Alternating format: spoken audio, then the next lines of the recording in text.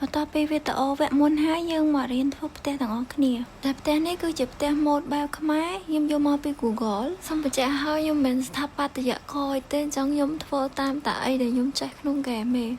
ហើយវីដេអូហ្នឹងក៏ខ្ញុំធ្វើសម្រាប់តែអូនដែលគាត់ទំលែងដំបងហើយអត់ចេះធ្វើទេសង្ឃឹមថាអូនមើលហើយអាចយកជាកំណត់ទៅធ្វើផ្ទះដែលខ្លួនឯងចូលចិត្តបានតើឥឡូវបកមកសាច់រឿងយើងវិញមើលខ្ញុំដាក់អញ្ចាំងបាន2ហើយគឺអញ្ចាំងវែង1ហើយនិងអញ្ចាំងខ្លីបំផុត1ហើយនៅពេលដែលយើងដាក់អញ្ចាំង2តង់ហើយខ្ញុំយក pillar យកមកដាក់មួយទៀតហើយបន្ទាប់មកយើងយកអា flooring យើងហ្នឹងយកមកដាក់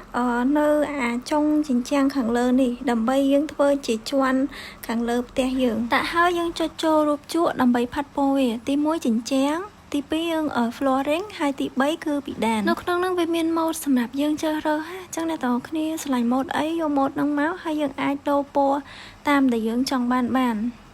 ដូចយើងឃើញអញ្ចឹងថាប្រទេសក្តារយើងមានខាងលើនិងខាងក្រោមខាងលើគេហៅថា flooring ហើយខាងក្រោមគេហៅថា ceiling គឺជាពីដានណាយើងចុចរក mode ដែលយើងចង់លាបពណ៌ហើយយើងចុចលើពណ៌ដែលយើងចង់បានទៅពេលហ្នឹងគឺយើងផាត់ពណ៌វាហើយបន្ទាប់ពីយើងបានពណ៌ដែលយើងចង់បានហើយអ្នកទាំងអស់គ្នាអាចអូសវាតាមអ្វីដែលអ្នកទាំងអស់គ្នាទំហំដែលអ្នកទាំងអស់គ្នាគិតថាស័ក្តិសមសម្រាប់ផ្ទះខ្លួនឯងសម្រាប់ខ្ញុំយកទៅតឹងចំនួន7តែបដៅខ្ញុំអត់បានរាប់ទេខ្ទង់ជា9 10អីហ្នឹងពេលយើងសម្រេចថាយកប៉ុណ្ណឹងហើយយើងចុចគ្រីសទៅវាជាប់ហើយបន្ទាប់មកយើងចាប់ផ្ដើមលុបអញ្ចាំងដែលយើងដាក់នឹងចេញព្រោះអីអញ្ចាំងហ្នឹងយើងដាក់ដើម្បីតែយក flooring ឯងហើយយើងយក pillar មកដាក់គៀនខាងនេះដើម្បីធ្វើជាជើងសសរផ្ទះដោយសារជើងសសរផ្ទះយើងមាន4អញ្ចឹងយើងយក pillar បន្ថែម4ទៀតមកដាក់ធ្វើដូចគ្នាពេលមកដំបូងគឺវាទាបអញ្ចឹងហើយអ្នកនរគ្នាគ្រាន់តែអូសតាមសញ្ញាព្រួយនឹងឡើងលើទៅអាហ្នឹងគឺវាបានខ្ពស់តាមដែលយើងចង់បានហើយយើងអាចសេរីវាដាក់ឲ្យត្រូវតាមកន្លែងដែលយើងចង់បានហើយយើងចុចគ្រីសទៅគឺរួចស្រេចហើយ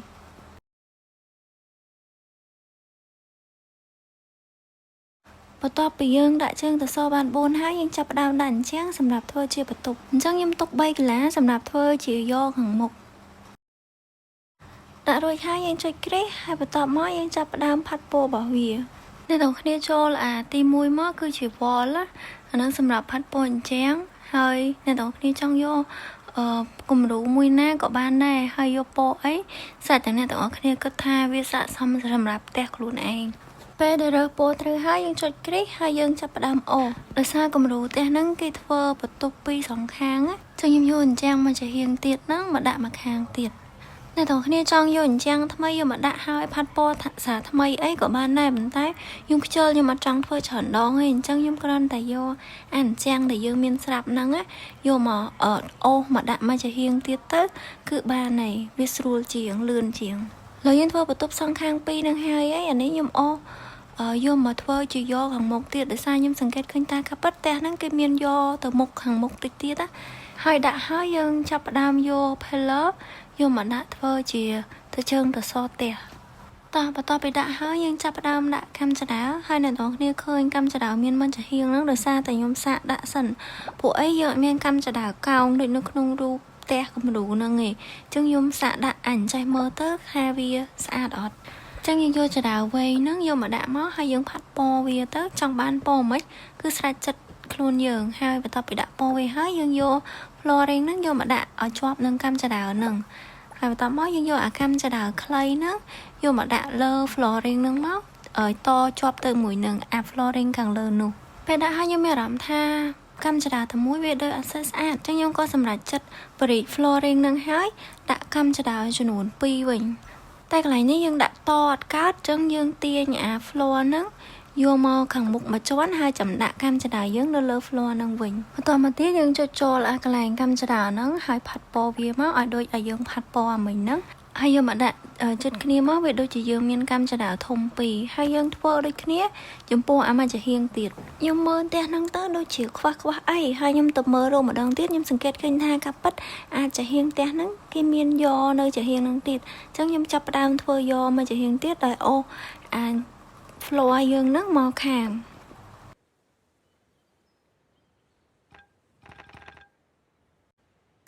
តោះយើងបានផ្ទះប៉ុណ្ណឹងហើយយើងចាប់ផ្ដើមដាក់អាដៃលបងនេះខ្ញុំអត់ដឹងថាអាហ្នឹងគេហៅអីគេហៅកាន់ដៃឬក៏អីទេបើនៅក្នុងហ្គេមអាហ្នឹងគេហៅថា fan ប្រែថាលបង ចឹងលបងនឹងមានច្រើនជំរើសអ្នកទាំងអស់គ្នាមិនបាច់ដាក់ថាឲ្យទៅដូចខ្ញុំហ្មងទេចង់ដាក់លបងបែបម៉េចគឺស្រេចតែចិត្តឲ្យយើងមើលទៅថាស័ក្តិសមមិនបាច់រកតែរបស់ដូចគ្នាទេពួកឯជួនកាលអញថា level ខ្ញុំខ្ពស់ជាងខ្ញុំបានរបស់ដែលច្រើនជាងមានជំរើសច្រើនជាងអីចឹងទៅហើយលបងនឹងយើងដាក់មកជុំផ្ទះយើងនឹងមកចឹងពេលយើងដាក់ជុំវិញហើយយើងចាប់ផ្ដើមដាក់ប្រកាន់ដៃឡើងចរាវយើងនឹងម្ដងយើងចុចចូលកន្លែង steer កន្លែងកាន់ចរាវហើយយើងអូសមកខាងស្ដាំមកយើងឃើញមានប្រកាន់ដៃចរាវហើយយើងយកវាមកដាក់ស្រែស្រង់ឲ្យវាត្រូវកន្លែងតាមដែលយើងដាក់ទៅសម្រាប់ប្រកាន់ដៃកន្លែងស្មៅនោះយើងត្រូវចុចចូលពាក្យ fan ហើយយើងជ្រើសរើសយកលបងមួយណាដែលយើងចង់ដាក់ឲ្យវាស៊ីគ្នាដាក់លបងលួចហើយខ្ញុំថែមជើងដសផ្ទះនៅខាងមុខបន្ថែម4ទៀតព្រោះឃើញថានៅក្នុងរូបហ្នឹងគេមានជើងដសផ្ទះនៅខាងមុខហ្នឹងឥឡូវបន្ទាប់ពីដាក់ហើយអស់យើងបានប៉ុណ្ណេះហើយតែខ្ញុំសង្កេតឃើញថានៅខាងក្រោមនេះក្នុងរូបគេមានពិដានខាងក្រោមចាស់អញ្ចឹងខ្ញុំក៏បានយកជញ្ជាំងខ្លីរបស់យើងហ្នឹងយកមកដាក់ធ្វើជាពិដានអត់ដឹងគេហៅអីទេខាងក្រោមដាក់ហើយខ្ញុំចាប់ផ្ដើមផាត់ពណ៌វាធ្វើមិនឲ្យវាស្តៀងទៅនឹងរូបនឹងព្រោះយើងអត់អាចរកអ្វីដែលធ្វើឲ្យដូចរូបនឹងបាន 100% ទេអញ្ចឹងយើងផាត់ពណ៌វាទាំងមុខទាំងក្រោយមកហើយបន្ទាប់មកយើងចាប់ផ្ដើមដាក់វាមកជុំផ្ទះយកមកហើយកន្លែងនេះខ្ញុំចង់ដាក់នៅមុខនេះប៉ុន្តែវាទៅប្រកាន់ដៃរបស់ចដាវអញ្ចឹងខ្ញុំក៏លុបប្រកាន់ដៃចដាវនឹងចេញហើយដាក់អានឹងវិញជំនួសបន្ទាប់មកយើងធ្វើដូចគ្នាជាមួយនឹងខាងមុខនឹងដែរគឺយើងធ្វើមកជុំផ្ទះយើងមកតោះឥឡូវយើងធ្វើហើយយើងចាប់ផ្ដើមដាក់ពិដានមួយជាន់ទៀតដើម្បីបានដាក់ជាដបូលអ្នកទាំងអស់គ្នាចុចចូលរូបលឿងទី2ហ្នឹងហើយអូសមកកន្លែងរូបហ្នឹងទៅហើយដបូលវាមានច្រើនអញ្ចឹងចង់ដាក់ដបូលអីក៏បានដែរតាមចិត្តអ្នកទាំងអស់គ្នាចង់យើងដាក់ហើយយើងទាញវាវែងខ្លីខ្ពស់ទាបធំតូចតាមតែយើងចង់បានប៉ុន្តែក្នុងវីដេអូនេះក្នុងផ្ទះខ្ញុំធ្វើហ្នឹងដបូលដែលយើងដាក់ហ្នឹងគឺវែងបំផុតគឺបានត្រឹមហ្នឹងហើយអញ្ចឹងយើងត្រូវដាក់ដបូលចំនួន2ដាក់មួយហើយយើងតមកមួយទៀតណាឡើយយើងដាក់ដបូលហ្នឹងហើយយើងតមកដបូលទូច3នៅពីមុខដូចនៅក្នុងរូបកន្លែងនេះខ្ញុំផាត់ពណ៌វាឲ្យទៅចេញជាពណ៌រៀងមើលទៅឲ្យវាស៊ីនឹងផ្ទះនឹងបន្តិចព្រោះថាពណ៌សខ្ញុំមានអារម្មណ៍ថាវាអត់សូវស្អាតពេលផាត់ពណ៌ហើយយើងធ្វើដោយអាមុនដែរយើងគ្រាន់តែអូសវាតាមទំហំនិងកម្ពស់ដែលយើងចង់បានទៅហើយយើងដាក់ចំនួន3អូខេឥឡូវផ្ទះយើងដូចជាចាប់ផ្ដើមចេញជារូបរាងគ្រាន់ស្អាតតិចបន្តមកទៀតយើងដាក់កន្លែងពិដាននៅកន្លែងនេះខ្ញុំអត់ថាហ្នឹងគេហៅអីនៅខាងមុខហ្នឹង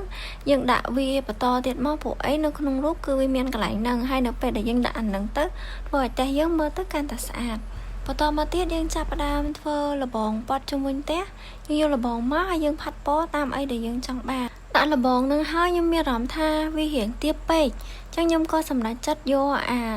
ញ្ចាំងខ្លីរបស់យើងហ្នឹងយកមកដាក់មកធ្វើជាឈ្នាន់មួយដើម្បីយើងដាក់ដបងពីលើហ្នឹងដើម្បីយើងអាចដាក់ដបងលើអញ្ចឹងខ្លីយើងបានយើងត្រូវតែមាន flooring សិនអញ្ចឹងអ្នកទាំងអស់គ្នាដាក់ធ្វើដូចខ្ញុំធ្វើហ្នឹងមកដាក់បានហើយ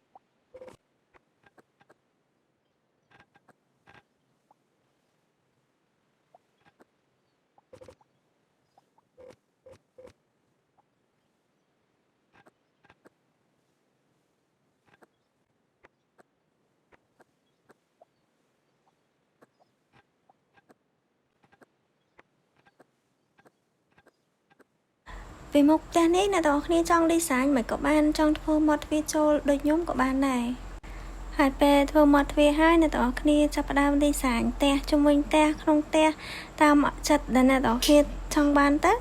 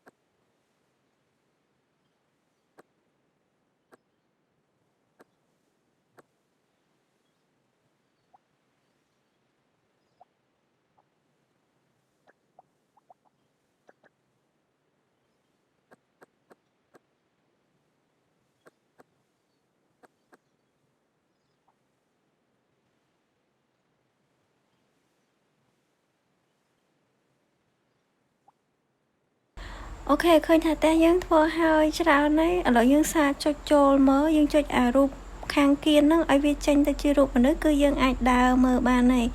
នេះខ្ញុំសាកឡើងចដើរមើលអូយស្អាតម្យ៉ាងដែរតាអូយខ្ញុំដូចជាភ្លេចប្រាប់អាកន្លែងដាក់ទ្វារហើយនឹងដាក់ប្អួយកន្លែងហ្នឹងអត់ពិបាកឯអ្នកទាំងអស់គ្នាគ្រាន់តែចុចចូលទ្វារទៅហើយយើងដាក់ពីលើអញ្ចឹងហ្នឹងហើយប្អួយក៏ធ្វើដូចគ្នាដែរចុចចូលប្អួយហើយដាក់លើអញ្ចឹងទៅវាចេញទ្វារចេញប្អួយមកហើយអត់ពិបាកឯងហើយកន្លែងនេះអ្នកទាំងអស់គ្នាអាចធ្វើជាកន្លែងទទួលភ្ញៀវធ្វើជាអីក៏បានដែរតាមចិត្តយើងគិតថាធ្វើអីស្អាតធ្វើអីសមយើងធ្វើដាក់ខ្លួនឯងទៅតែកុំភ្លេចតែខ្ញុំប្រាប់ថាសម្ភារៈក្នុង blueprint យើងចង់ដាក់ប្រហែលក៏បានដែរប៉ុន្តែបើក្នុងកាតាបយើងឧទាហរណ៍ដូចកៅអីយើងមានតែមួយហើយយើងដាក់នៅនេះពីរអញ្ចឹងពេលដែលយើងចុច save ហើយចុច import ផ្ទះនឹងយកទៅប្រើប្រាស់កៅអីហ្នឹងគឺវានៅសល់តែមួយឯងព្រោះការពិតយើងមានតែមួយចឹងតែក៏ប្រហែលទៀតអ្នកទាំងអស់គ្នាគិតធ្វើខ្លួនឯងទៅនៅក្រោមផ្ទះនេះយើងអាចធ្វើជាក្រែឬក៏អាចធ្វើជាកន្លែងដាំដំណាំឬក៏ធ្វើជាចក្រានបាយអីនឹងស្រេចចិត្តយើងចង់ដាក់អីតាមចិត្តយើងមានតែប៉ុណ្្នឹងឯងបាយអ្នកទាំងអស់គ្នាមានចង្អល់អីសួរខ្ញុំបានណា